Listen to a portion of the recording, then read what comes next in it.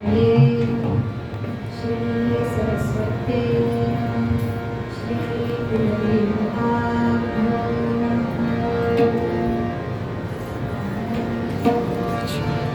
वक्रतुंड महाकाय सूर्यकोटि समप्रभ निर्विघ्नं कुरु मे देव सर्वकार्येषु सर्वदा गुरुर्ब्रह्मा गुरुर्विष्णु गुरुर्देवो महेश्वरा गुरु साक्षात् परब्रह्म तस्मै श्री गुरवे नमः। या कुंदे तुषारहारधवला या शुभ्रवस्त्रामृता या वीणावरदण्डमण्डितकरा या श्वेतपद्मासना या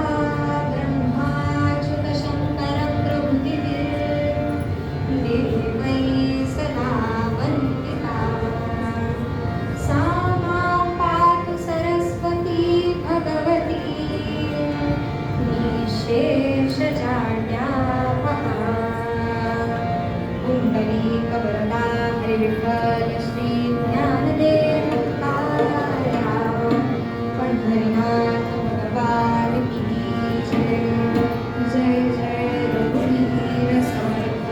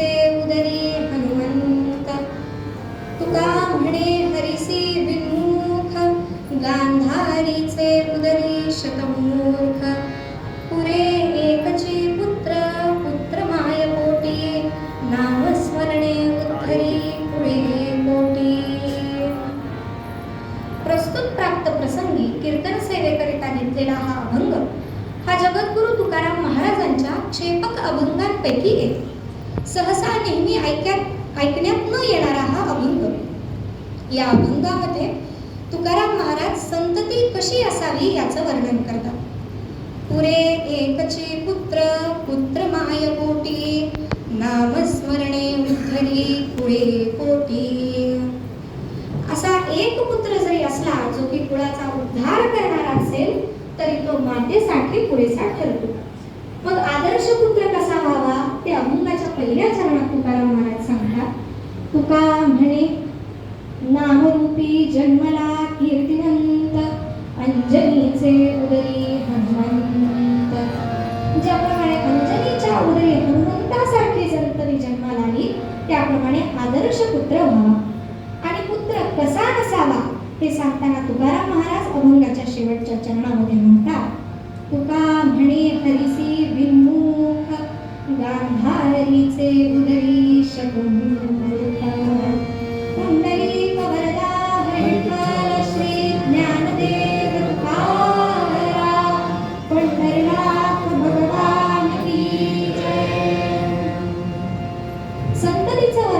तुकाराम महाराज आजच्या या अभंगामध्ये करतात. पुत्र कसा असावा याचं वर्णन ते करतात. जर तुकाराम महाराजांच्या जीवनाचा जर आपण भाग पाहिला तर तुकाराम महाराज स्वतः वैराग्यपूर्ण आणि आजच्या या अभंगामध्ये संततीचं वर्णन करताना ते दोन प्रकारची उदाहरणं देतात. एक म्हणजे अंजनी सुत हनुमंताचं आणि दुसरं म्हणजे कौरवांचं, गांधारीचे पुत्र कौरव यांचं ते उदाहरण देतात. मग आपल्याला प्रश्न पडतो की पुत्र नेमकं म्हणायचं कोणाला? तर आपल्या शास्त्रांमध्ये पुत्राची व्याख्या करताना असं म्हटलेलं आहे, पुन्नाम नरकात यत्रायते सपुत्राः. म्हणजे काय? तर शास्त्रामध्ये एकूण 28 नरक सांगितलेले आहेत. त्या नरकांमधून पुन नावाच्या शेवटच्या नरकामधून सुद्धा जो आपल्या पितरांची, आपल्या पूर्वजांची सुटका करतो त्याला पुत्र असं म्हणावं. आणि मग पुत्राचे कर्तव्य काय? देवी भागवतामध्ये पुत्राचे 3 कर्तव्य सांगितलेले आहेत. जीवितो वा वाक्य कारणात्, मृतो वा भूरि भोजनात्, गयायां पिण्डदानश्च, त्रिभिः पुत्रस्य पुत्रता. देवी भागवतामध्ये सांगितलं की पुत्राचे 3 कर्तव्य काय?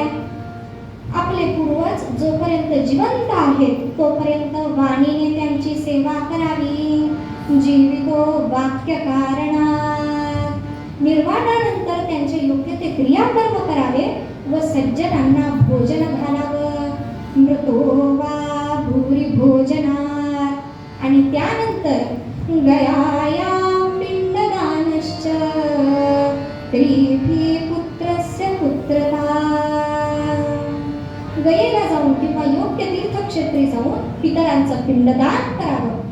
हे 3 कर्तव्य करण्यामध्येच पुत्राची पुत्रता आहे असं आपलं शास्त्र सांगतं. मग तुकाराम महाराज काय म्हणतात? तुकाराम महाराज आदर्श पुत्र कसा असावा त्याचं उदाहरण काढून देतात.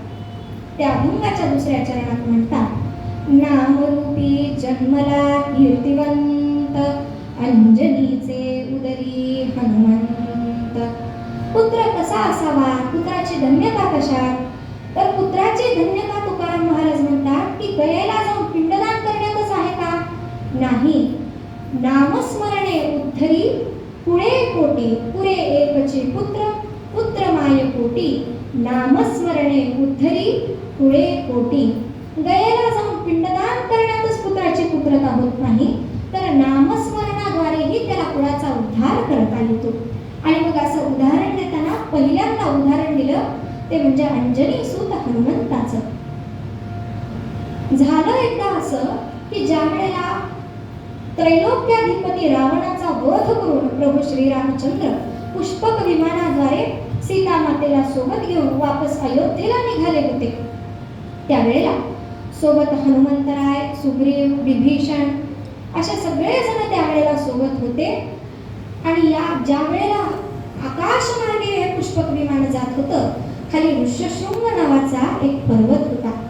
त्या पर्वतावर अंजनी माता भगवान शिवाची आराधना करत तिथे तप करीत होती. भगवान शिवाची समोर तिथे मूर्ती होती आणि त्यावर सतत दुग्धाभिषेक सुरू होता आणि माता तिथे बसून अंजनी माता भगवान शंकराची आराधना करत होती. आकाशमार्गे जाणाऱ्या हनुमंताला हे दिसलं आणि त्यांच्या मनामध्ये असा विचार आला की आपली माता खाली भगवान शिवाची आराधना करत आहे. बरेच दिवस झाले प्रभू श्रीरामचंद्रांसोबत आपण अयोध्येमध्ये आहोत, आता आपल्या मातेचं दर्शन जर योग आहे तर आपल्याला घडावं. मग प्रभू श्रीरामचंद्रांना ते म्हणाले, हनुमंतराय जाऊन म्हणाले की प्रभू, खालच्या या पर्वतावर माझी माता तिथे तप करीत आहे. जर आपण थोडा काळ आपलं पुष्पक विमान तिथे उतरवलं तर मलाही माझ्या मातेचं दर्शन होईल आणि माझ्या मातेलाही तुमचं दर्शन होईल. प्रभू श्रीरामचंद्र म्हणाले, अरे हनुमंता, ज्या मातेने तुझ्यासारखा पुत्र प्रसविला, ज्या मातेने तुझ्यासारखा पुत्र मला दिला, त्या मातेचं दर्शन घेण्याची खरी गरज मला आहे. प्रभू श्रीरामचंद्रांनी त्या पर्वतावर तो पुष्पक विमान थांबवलं. तिथे गेल्यावर हनुमंतांनी जाऊन पहिल्यांदा मातेचे चरण धरले लक्षात आलं. तिने हळूच डोळे उघडले. समोर पुत्राला पाहून तिला आनंद झाला. हनुमंतराय सांगू लागले की माते, बघ मी माझ्यासोबत कोणाला घेऊन आलो आहे. हे आहेत प्रभू श्रीराम. त्रैलोक्याला ज्या रावणाने सतावून सोडलं होतं त्या रावणाचा वध करून ते नुकतेच इथे आले आहेत. हे बघ, मी त्यांना घेऊन आलो. ते माझे गुरु आहेत. आता ज्या मातेने आपल्या पुत्राला इतक्या काळानंतर पाहिलं आणि आपल्यासोबत तो त्याच्या गुरुला घेऊन आला आहे, हे पाहिल्यावर मातेच्या हृदयामध्ये वात्सल्य, प्रेम उसंडून व्हायला हवं की हो. पण अंजनी माता मात्र क्रोधाने लाल भुंग झाली. प्रभू श्रीरामचंद्रांनाही कळलं की नेमकं झालं काय. त्यांनी विचारलं की अंजनी माता, हो झालं काय? तुमचा पुत्र एवढ्या आशेने तुमच्याकडे आला आणि तुम्ही अशा चिडता कशामुळे? त्यावेळी त्या मातेने उत्तर काय द्यावं. अंजनी माता प्रभू श्रीरामचंद्रांना म्हणाल्या की अहो, हनुमंतासारखा माझा जर पुत्र एका दुसऱ्या गुरुच्या चरणी असेल, त्याच्या पदरी असेल, तर त्याच्या गुरुला रावणाचा वध करण्यासाठी रणभूमीत उतरावंच का लागावं? विचार करा, आजची जर माता असती तर काय म्हणाली असती हो? बरं झालं तू गेला नाहीस, त्यांचं त्यांनाच जाऊ द्यायचं की. परंतु अंजनी माता काय म्हणते, माझ्या पुत्रासारखा व्यक्ती ज्याच्या पदरी आहे त्याला रणभूमीमध्ये उतरावंच कसं लागलं? जर माता अंजनी सारखी असेल तर हनुमंतासारखा पुत्र घडतो. म्हणून जर पुत्र भावा, आदर्श पुत्र भावा, तर तो हनुमंतासारखा भावा. अंजनी सारखी माता असेल तरच हनुमंतासारखा पुत्र घडतो. असाच एक काळ होता ज्या वेळेला हिरव्या वरवंट्याखाली ही सारी जनता भरडली जात होती. त्यावेळी अशीच एक माता स्वराज्य निर्मितीसाठी आई भगवानपुढे हात उभी करून उभी होती. आणि त्या मातेने जो पुत्र घडवला त्या पुत्राने स्वराज्य स्थापन केलं. या हिंदवी स्वराज्याचे जनक म्हणजे छत्रपती शिवाजी महाराज. कोण होती ती माता? ऐका ऐका श्रोते तुम्ही आता, ऐका ऐका श्रोते तुम्ही आता, सांगते कथा होती राजमाता शिवाजीची आणि स्वराज्याची, शिवाजीची आणि स्वराज्याची, स्फूर्तिदायी मराठ्यांची, स्फूर्तिदायी मराठ्यांची, सांगते गोड कहाणी तिची जी जी जी जी जी, सांगते गोड कहाणी तिची जी जी जी जी जी.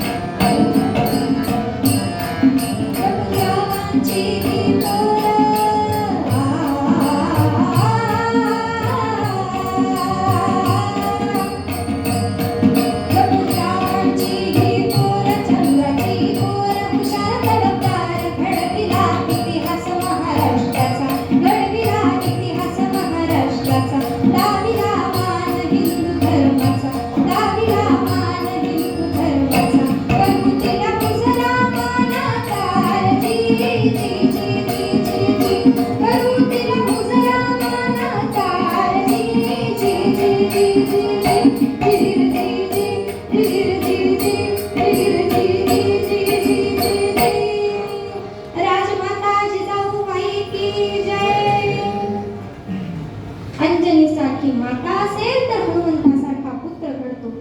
जिजाऊसारखी माता असेल तर छत्रपती शिवराय घडतात. आणि तुकाराम महाराज हेच सांगतात, नामरूपी जन्मला कीर्तिवंत, अंजनीचे उदरी हनुमंत. अभंगाच्या 3ऱ्या चरणात तुकाराम महाराज पुत्र कसा नसावा याचं उदाहरण देतात. आदर्श पुत्र कसा असावा आम्हाला कळलं, पण पुत्र कसा नसावा ते सांगताना ते उदाहरण देतात कौरवांचं. तुका म्हणे हरिसे भिन्मुख, गांधारीचे उदरी शतमूर्ख. महाभारताच्या पूर्वीचा प्रसंग, ज्या वेळेला कृष्ण शिष्टाई झाली त्यावेळेला अर्जुन आणि दुर्योधन दोघंही नेमके एकाच वेळेला भगवान श्रीकृष्णाकडे पोहोचले होते. दोघांकडेही योग्य ती गोष्ट मागून घेण्याची संधी होती. कृष्णाने सांगितलं होतं, एकतर मी स्वतः येईन, नाहीतर माझी नारायणी सेना. दुर्योधन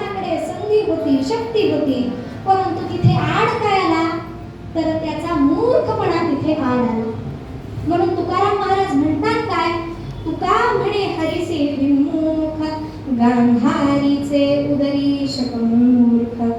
गांधारीच्या उदरी ज्याप्रमाणे 100 पुत्र जरी जन्माला आले तरी ते कसे होते? मूर्ख होते. तशी संतती जन्माला येण्यापेक्षा हनुमंतासारखा एक जरी आदर्श पुत्र असला तरी तो कुळाचा उद्धार करणारा ठरतो. माता अंजनी सारखी असेल तर हनुमंतासारखा पुत्र घडतो. माता जर जिजाऊंसारखी असेल तर छत्रपती शिवराय घडतात. आणि जर भारतासारखी भारत माता असेल तर सावरकरांसारखे वीरपुत्र या मातेचे घडतात. कारण पुत्राची महती, पुत्राची महानता ही त्याच्या स्वतःच्या गुणांपेक्षा मातीमध्ये असलेल्या गुणांमध्ये आणि मातेमध्ये असलेल्या संस्कारांमध्ये असते.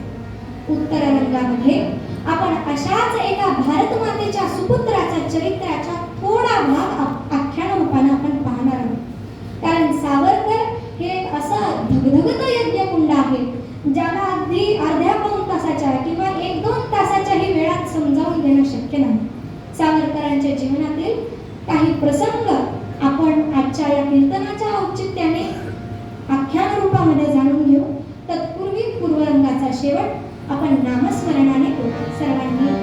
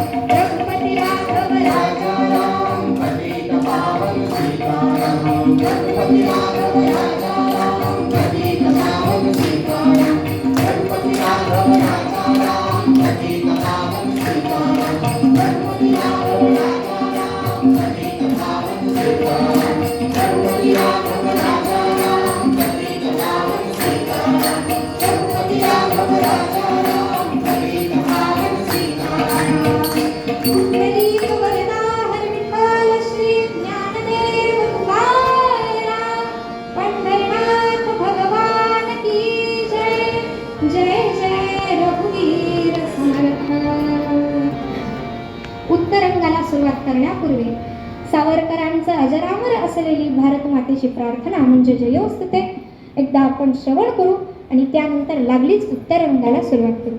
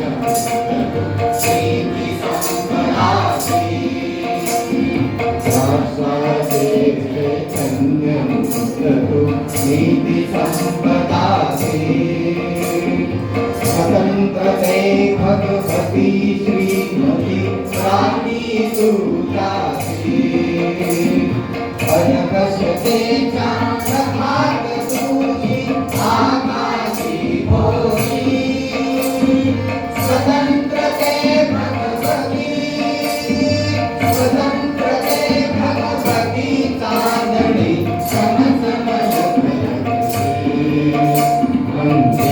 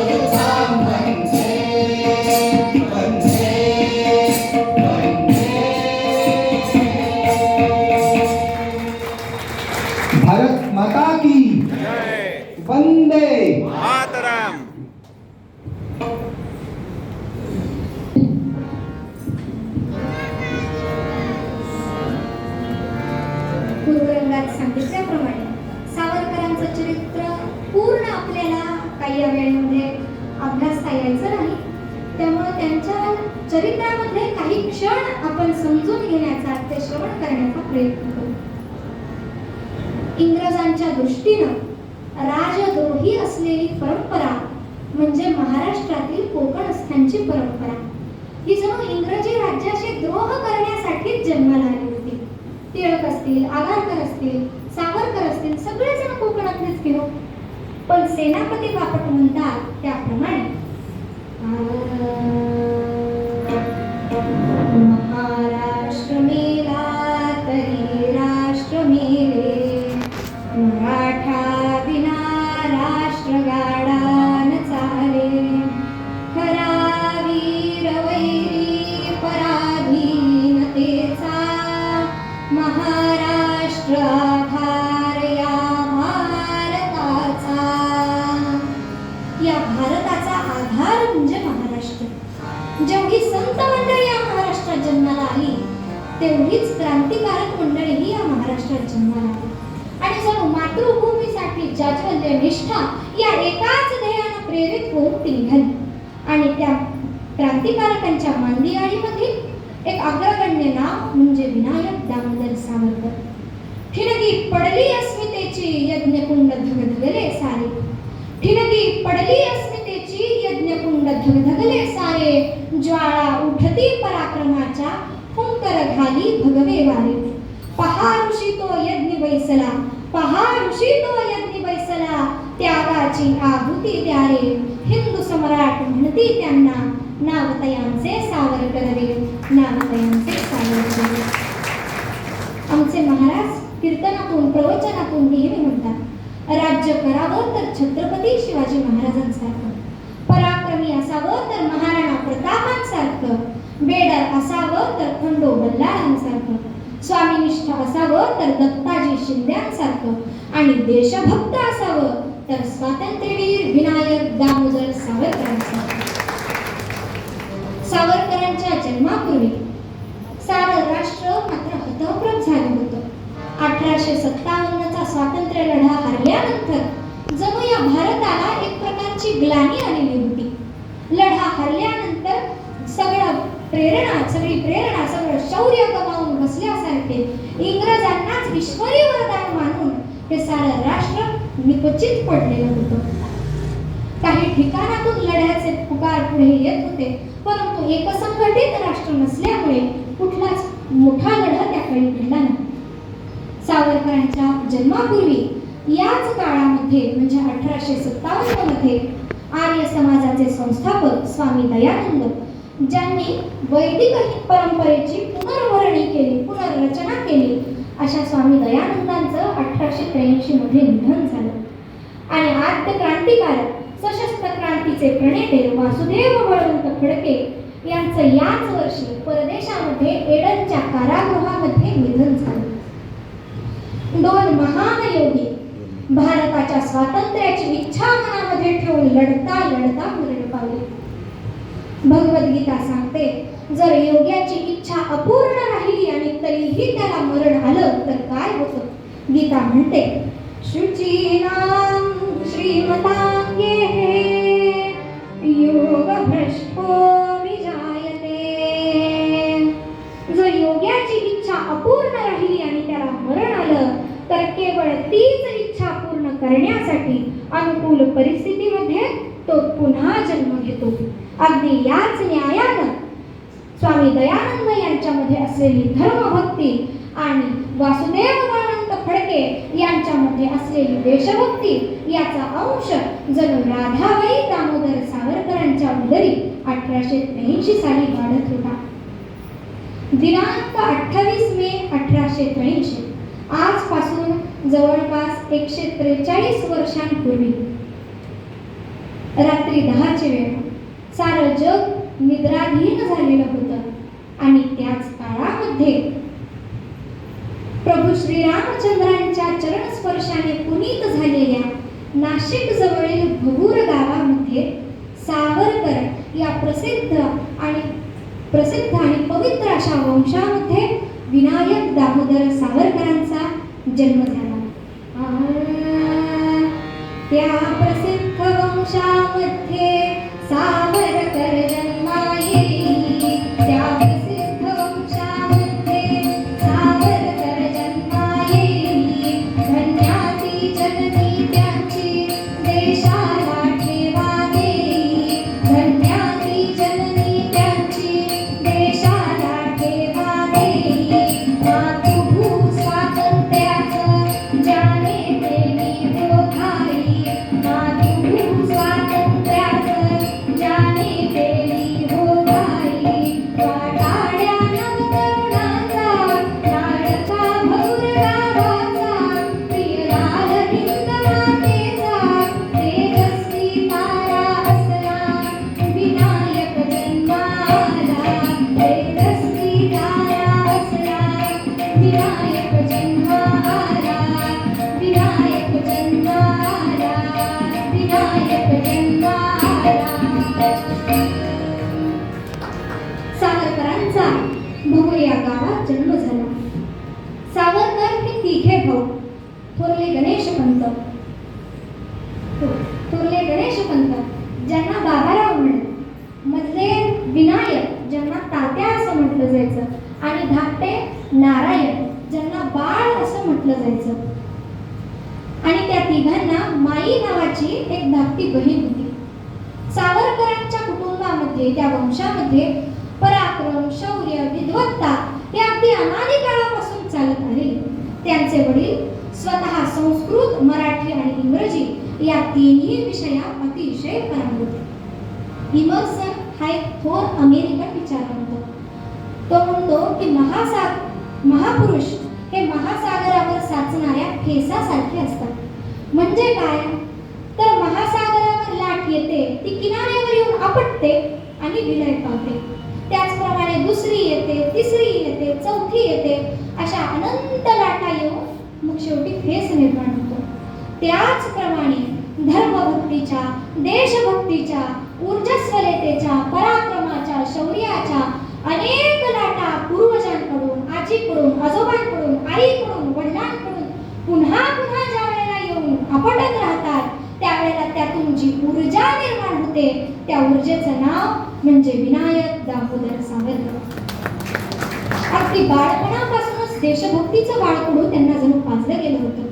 लहानपणापासूनच केसरी किंवा यासारख्या इतर वर्तमानपत्रातून वेगवेगळ्या क्रांतिकारकांची, छत्रपती शिवरायांची रोमांचकारी चरित्र त्यांनी वाचले. त्यामुळे असा त्यांच्या मनामध्ये भाव निर्माण होत असे की या देशाप्रती माझंही काहीतरी लेणं आहे. इंग्रजी सत्तेच्या विरुद्ध त्यांच्या मनामध्ये चीड निर्माण होत असे. ब्रिटिश सत्तेविरुद्ध भयंकर आग त्यांच्या मनामध्ये निर्माण होत असे. आणि याच काळात सावरकर अगदी बालवयात असतानाच या आगीमध्ये तेल ओतणारी एक घटना घडली. चापेकर बंधूंना एकाच वेळी फासावर चढवण्यात आलं. तव बातमी आली कानाला, तव बातमी आली कानाला, चापेकरांना फासावर दिसला.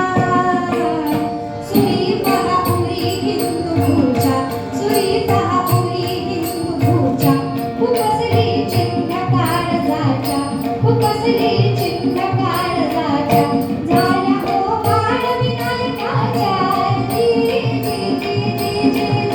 झाल्या हो बाळ विनायकाच्या, लाथ मारली त्याने सुखावर,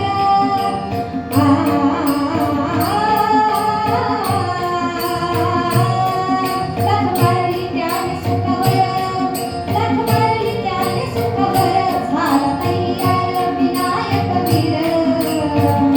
धडपला सूर्य जसा गगनी, धडपला सूर्य जसा गगनी, वीराचा बाणा अंगी बाणी, वीराचा बाणा अंगी बाणी, कीर्ती त्याची गातो कीर्तनी, कीर्ती त्याची गातो कीर्तनी.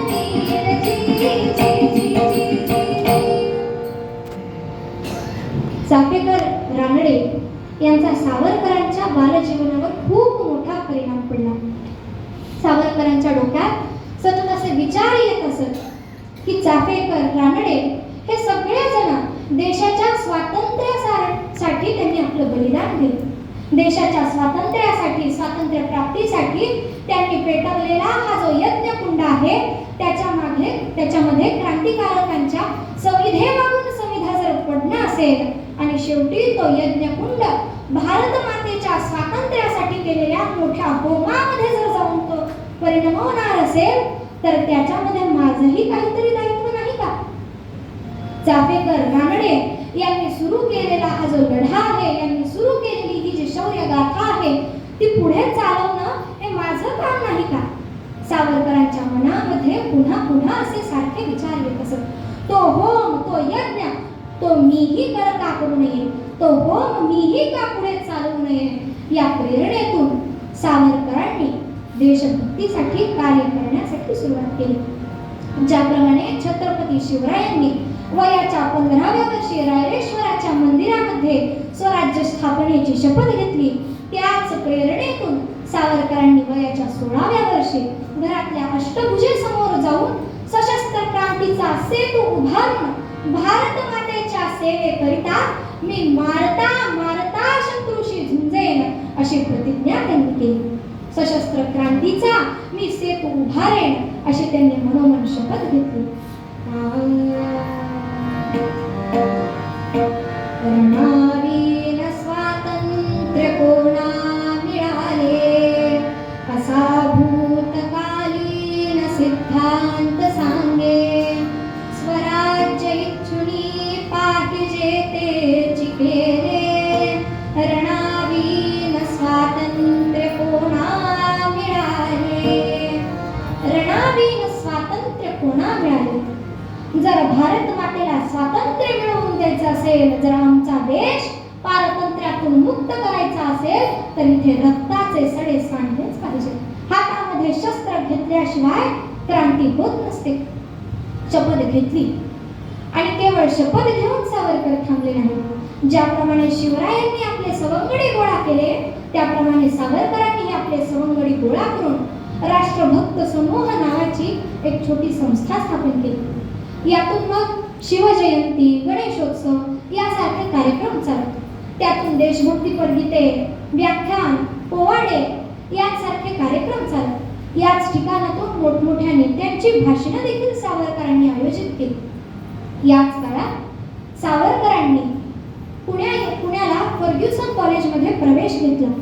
तिथे त्यांनी आपल्या राष्ट्रभक्त समूह या संस्थेचं मित्रमेळ्यात रूपांतर केलं आणि तिथे आसपासच्या तरुणांना आणि युवकांना ते आवाहन करू लागले. मातृभूमीच्या स्वातंत्र्यासाठी ते सगळ्यांना संघटित करून त्यांना आवाहन करू लागले. आईवरी विपत्ती आम्ही मुले कशाला, वंदित मायभूमी आम्ही कुले कशाला. रक्ताळले शरीर भडका जीवात झाला, आईस सोडवाया येणार कोण बोला. सावरकर तरुणांना आवाहन करू लागले. याच तरुणांच्या मदतीनं सावरकरांनी मित्रमेळ्याचं अभिनव भारत या गुप्त संस्थेमध्ये रूपांतर केलं. या संस्थेमध्ये अभिनव भारताच्या एका बैठकीमध्ये सावरकरांनी एका विक्रमी होळीची संकल्पना मांडली. ती होळी म्हणजे विलायती कपड्यांची होळी. भारतामध्ये वाढत चाललेला विलायती कपड्यांचा प्रचार आणि प्रसार हा जणू भारताच्या गुलामगिरीचं एक चिन्ह होतं, त्याचं ते प्रतीक होतं. सावरकरांनी नेमकं ते करून विदेशी कपड्यांची, विलायती कपड्यांची होळी करण्याची संकल्पना मांडली. 7 ऑक्टोबर 1905 रोजी पुण्यामधून विजयादशमीची मिरवणूक निघाली. त्या मिरवणुकीला स्वतः लोकमान्य टिळक, विष्णू गणेश पिंगळे यांसारखे मोठमोठे मंडळी होते. आणि ते काय करत होते? घरोघरी जाऊन विलायती कपडे गोळा करायचे. पुण्याच्या लकडी पुलाजवळ मुठा नदीच्या काठीशी एका बाजूला रावण जाळला गेला आणि दुसऱ्या बाजूला ही विलायती कपड्यांची होळी. या होळीचे पडसाद भारतातच नाही तर विदेशातही दिसून आले की सावरकर ही नेमकी व्यक्ती आहे कोण आणि विदेशी कपड्यांची होळी कोणत्या प्रेरणेतून पेटवली गेली? असे हे सावरकर पुढील शिक्षणासाठी विलायतेला इंग्लंडमध्ये गेले.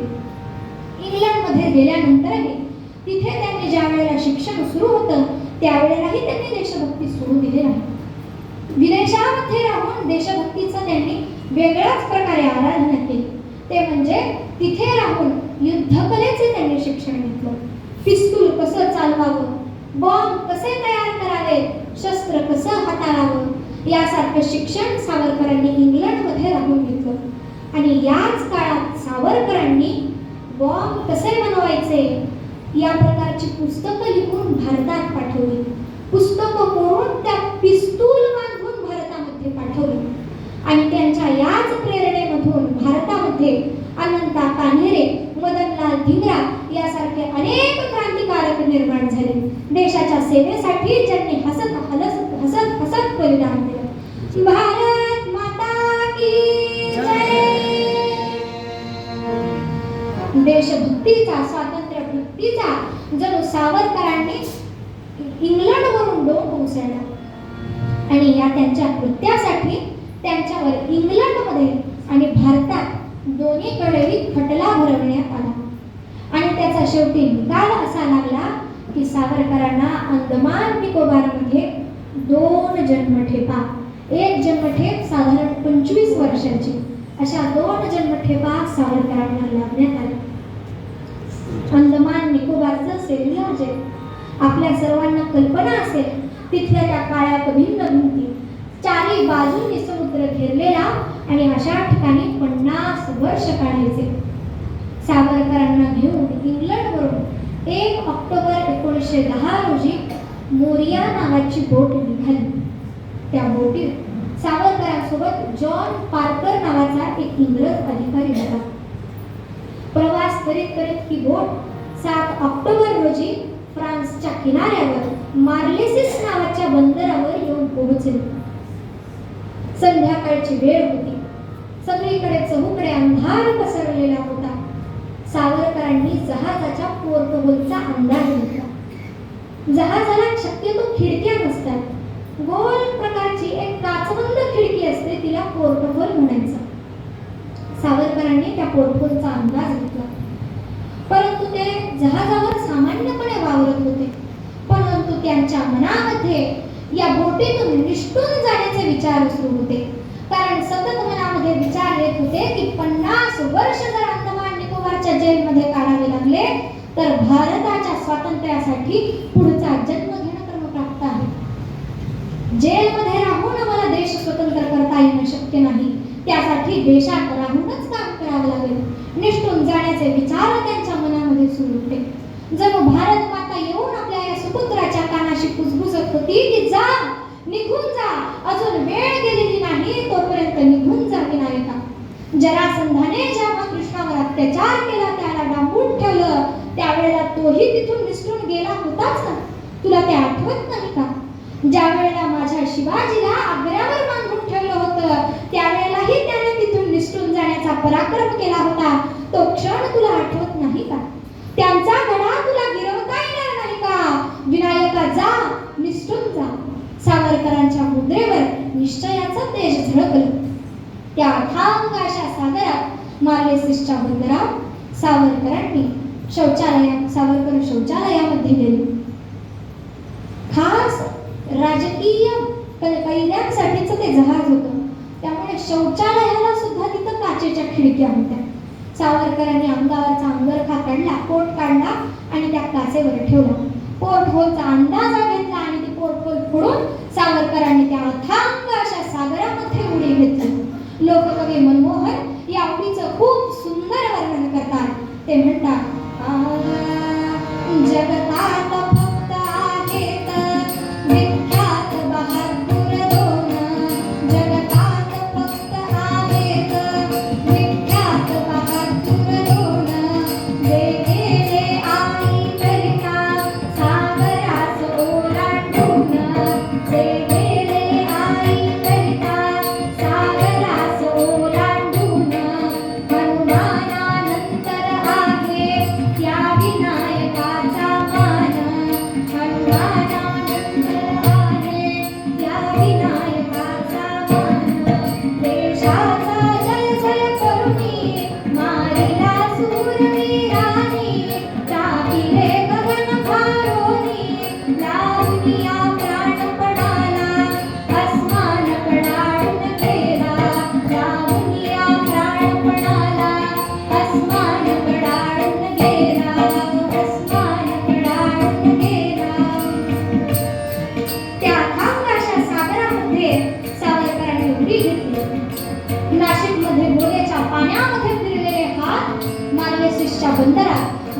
गोदेच्या आखातात आता पोहू लागलो. गोदेच्या घाटावरचे खड्डे पडलेले हात, गोदेच्या घाटावरचे खड्डे पडलेले हात, मोरिया बोटीवरती गुंतले कडी कुलपात, मोरिया बोटीवरती गुंतले कडी कुलपात. हेलगावत सागर होता दिसकेच्या आखातात, हेलगावत सागर होता दिसकेच्या आखातात. देशाच्या सेवेसाठी तोडल्या जीवाच्या गाठी, लाविले रक्त ललाटी. ये भगवती रक्षायाला अस्मान कडाडून गेला, ये भगवती रक्षायाला अस्मान कडाडून गेला. सावरकर ते समुद्र पोहत पुढे जाऊ लागले. हातापायांनी समुद्राचं ते पाणी वाहत आले. शांत मासे असलेला दिसकेचा तो आखाताचा प्रसंग चहूबाजूने समुद्राने वेढलेले. समुद्रामध्ये अंतर नाविक मैलांनी मोजतात. 4 किलोमीटर म्हणजे 1 नाविक मैल, असे 12 मैल अंतर पोहून जायचे. सावरकरांची ती रोमांचकारी उडी बघून जणू मृत्यू देखील क्षणभर विसावला. ही अशी उडी बघताना कर्तव्य मृत्यू विसरला, ही अशी उडी बघताना कर्तव्य मृत्यू विसरला. बुरजावर फडफडलेला झाशीचा घोडा हसला, बुरजावर फडफडलेला झाशीचा घोडा हसला. वासुदेव बळवंतांच्या कंठात हर्ष गदगदला, वासुदेव बळवंतांच्या कंठात हर्ष गदगदला. चपलतेच्या चांचल्याने पायासी कापिवेगाने चुकवीत घोड्या ईर्षेने फ्रान्सचा किनारा भिडला, अस्मान कडाडून गेला. फ्रान्सचा किनारा भिडला, अस्मान कडाडून गेला, अस्मान कडाडून गेला. सावरकर फ्रान्सच्या किनाऱ्यावर गेले. सावरकरांनी फ्रान्सचा किनारा गाठला, मात्र तोपर्यंत इंग्रज अधिकारी देखील त्यांच्या बोटी घेऊन निघाले होते. सावरकरांनी उडी मारल्यावरच त्यांना त्याची चुणूक लागली आणि लागलीच ते आपल्या हातामध्ये बंदुका घेऊन बोटीसोबत निघाले. सावरकर हाताने समुद्र कापत होते, ते बोटीने समुद्र कापत होते. फ्रान्सच्या किनाऱ्यावर सावरकर जरी पोहोचले तरी इंग्रज अधिकाऱ्यांनी त्या किनाऱ्यावरच्या फ्रान्सच्या सैनिकांना लाच दिली आणि सावरकरांना ताब्यात घेतलं. दुर्दैवाने सावरकर पकडले गेले, परंतु तरीही न डगमगता नरसिंहासारखा चौतावून सावरकर त्या इंग्रज अधिकाऱ्यांना म्हणाले की अहो आम्ही तुम्हाला घाबरतो काय? की हे तले व्रत नहे अभिअंधते, लब्ध प्रकाश इतिहास निसर्ग माने, जे दिव्यदाहक म्हणून यसावयाचे बुध्याची वाण करिते धरिले सतीचे. ज्याप्रमाणे ती सती त्या चितेवर आपला देह ठेवण्यासाठी निघालेली असते, तिला त्या त्रासाची जाणीव असते, परंतु तरीही हातामध्ये बुध्याचं वाण घेऊन ती सती चालत असते. त्याप्रमाणे आम्ही देखील मृत्यूशी एक दिवस कवटाळायचंच आहे, परंतु मृत्यूशी न घाबरता आमचे प्राण हातात घेऊन, प्राण मुठीत घेऊन आम्ही निघालो आहोत. तुमच्या या बेड्यांना, बंदुकांना आम्ही घाबरतो की काय? सावरकर असे त्या इंग्रज अधिकाऱ्यांवर चौताळले, मात्र तिथं मनुष्यबळ कमी पडलं. आतापर्यंत हाताला कडी कुलूप होते, आता पायात बेड्या बांधण्यात आल्या. सावरकरांना वापस बोटीवर आणण्यात आलं. अंदमान निकोबारच्या बेटावर सावरकरांना नेण्यात आलं. जन्मठेपीची शिक्षा. पण अगदी त्या काळात देखील सावरकरांनी देशभक्ती सोडली नाही. भयान असा तो कारागृहातला प्रसंग. अगदी त्या ठिकाणी देखील सावरकरांमध्ये देशभक्तीच्या ज्वाळा उठत होत्या. सावरकरांनी त्या तुरुंगामध्ये असलेल्या कैद्यांना साक्षर करण्यास सुरुवात केली. भयान प्रसंगातही सावरकरांचं तेज किती म्हणावं, तिथे त्यांना दररोज एक एक काव्य स्फुरत होतं. हाताला काम काही नाही ती बुद्धी तिथे पडत होती, पण दुर्दैव लिहायला तिथे कागदही नाही, पेनही नाही. लिखाणाचं काहीच साहित्य त्या तुरुंगामध्ये त्यांना दिलं जात नव्हतं. त्या काळी जणू चमत्कार व्हावा, आजूबाजूच्या भिंती जणू पुढे सरसाव्या. दगडाची पाठीव भिंत ती पुढे कल्पित सरली, दगडाची पाठीव भिंत ती पुढे कल्पित सरली.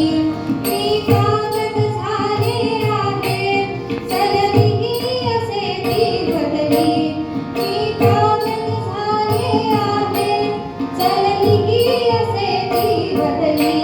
दगडाची पाठीव भिंत ती पुढे कल्पित सरली, दगडाची पाठीव भिंत ती पुढे कल्पित सरली.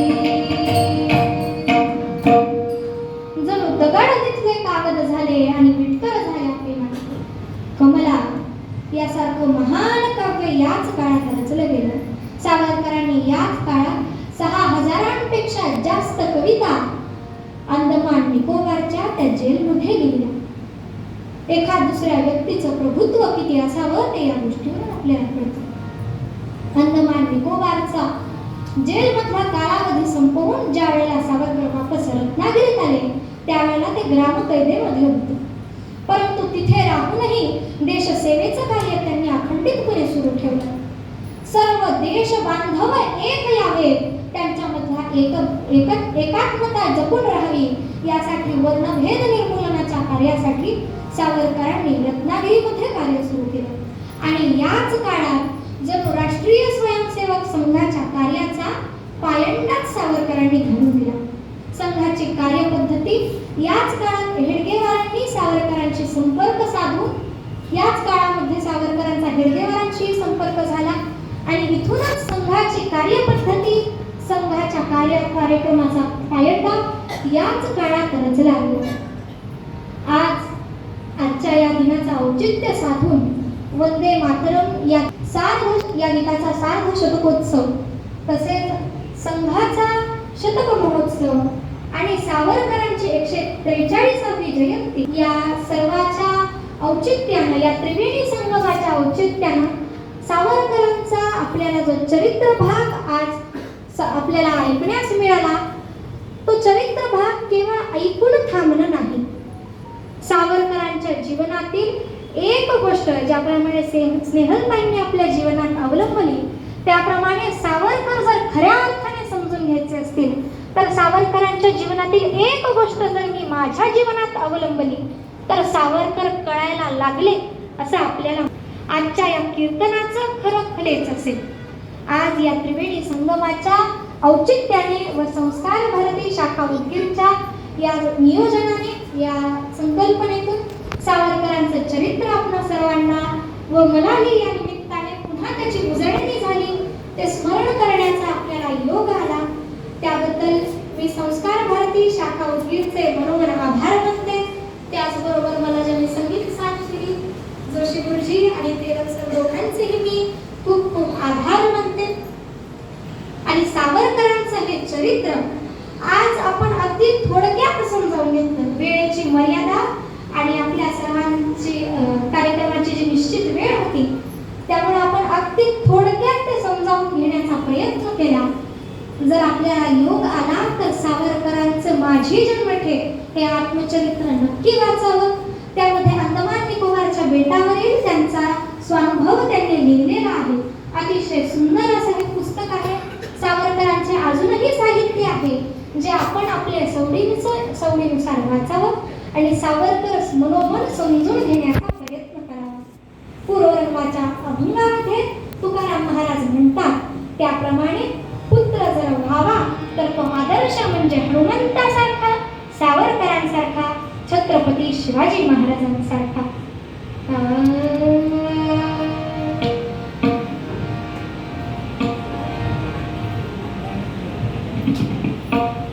कीर्तन प्रथेप्रमाणे कीर्तनाचा शेवट हे चिरा गजानन देवा देवा या अभंगाने आपण तुकाराम महाराजांनी जे मागणं मागितलं आहे तेच मागून करूया.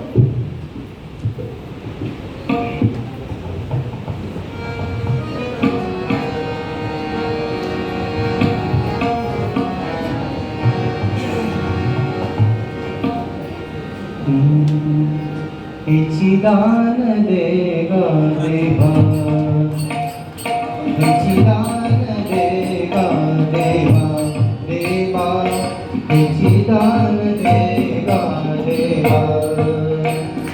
तुझा विसर न भावा, तुझा विसर न भावा, गुण गाईन आवडे, गुण गाईन आवडे, गुण गाईन आवडे. हेची माझी सर्व जोडी, हेची माझी सर्व जोडी, गुण गाईन आवडे, गुण गाईन आवडे.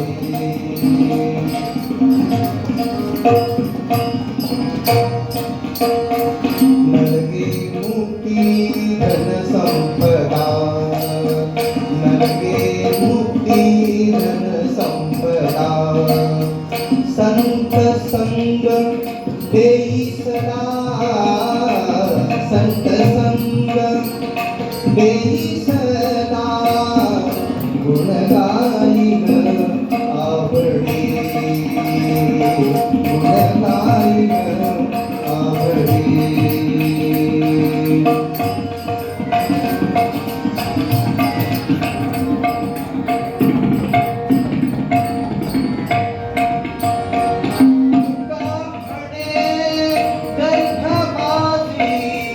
तुका म्हणे गर्भवासी, सुखे घाला रे आम्हासी, सुखे घाला रे आम्हासी, सुखे घाला रे आम्हासी, गुण गाईन आवडे, गुण गाईन आवडे.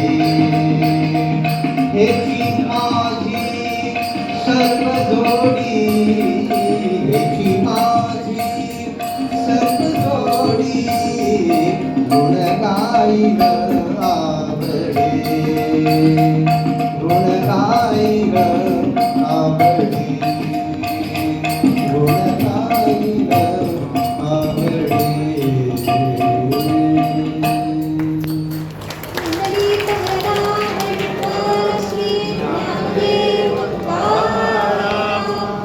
पंढरीनाथ महाराज की जय. जय जय रघुवीर समर्थ. भारत माता की जय.